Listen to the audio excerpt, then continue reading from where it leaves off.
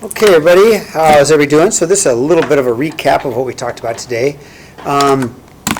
So today we talked about functions, function notation. It's kind of a weird thing. We all know, hopefully, what a function is, right? It's where every x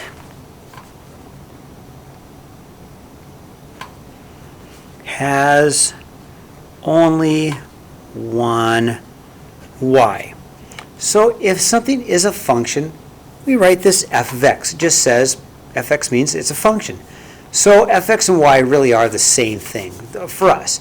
But when we know it's a function, we can write this. So example, I had this graph y equals 2x minus 3. So we started, a graph that started at -3. We go up 2 over 1, up 2 over 1.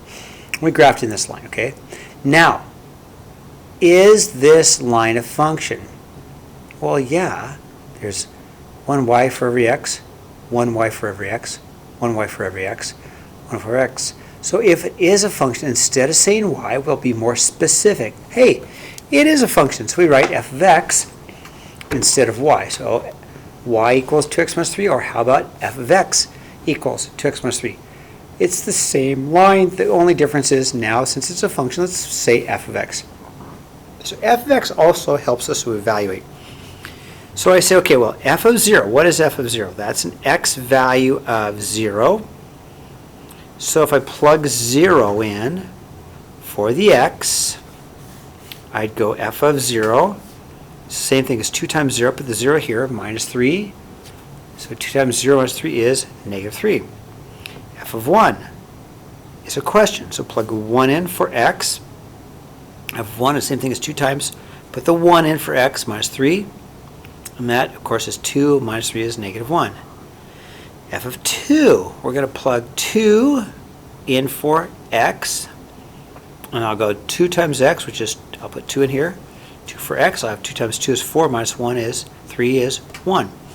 F of 3, put the 3 in for x. So 3 goes in for x, goes right in here and here. 3 goes here and here, so f of 3 is equal to 2 times 3 minus 3, which is 6 minus 3, which is 3.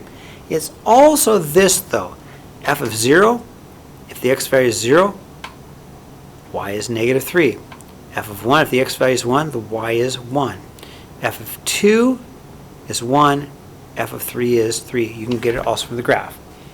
Then we talked about 3 different new types of graphs, which we have kind of seen. We've kind of seen these pictures on our cutouts. So we know that we had these curvy ones. Those are called quadratics, or in other words, a parabola. But our quadratics have these curvy ones. So on our stamp out sheet, there's a quadratic.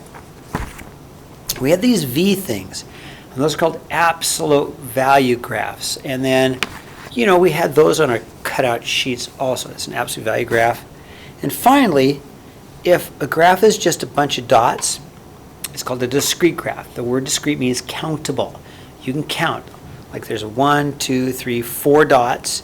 It's countable, so it's discrete. This has an infinite amount of points, so this one's not discrete. But if it's just dots, it's a countable number of dots, it's called discrete. Well, then we took that information and we looked at our cutouts. We'll talk about these tomorrow, but we knew that had to be a quadratic. That had to be an absolute value. That's not a function. Remember, we said not a function, no function, not a function. That's a discrete graph because it's just dots. This is linear. We talked about that the other day. If it's straight, it's a linear graph. We talked about this one yesterday. It's exponential, curves like that. Here's our absolute value graph. It's the V. Here's a discrete graph. See the dot, dot, dot? That's a discrete graph. This is a quadratic. It's got that parabola shape. This one looks like a parabola or a quadratic, but it's not because it's not a function. This is a discrete graph because of the dots. We talked yesterday about how this was an exponential graph, has that shape, that J shape. Here's our absolute value graph. It's a V.